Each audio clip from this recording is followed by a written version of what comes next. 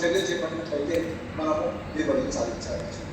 ఆ తర్వాత అతి ముఖ్యమైనటువంటి సుపోషకం ఇంకా కొంచెం చెప్తూ ఉన్నప్పుడు మన రాష్ట్ర నీళ్ళల్లో మట్టి నమూనాల్లో సుమారు 33% వరకు లోపం కనిపించినటువంటి సూక్ష్మ పోషకం ఏంటంటే బోరాన్ సర్వసాధారణంగా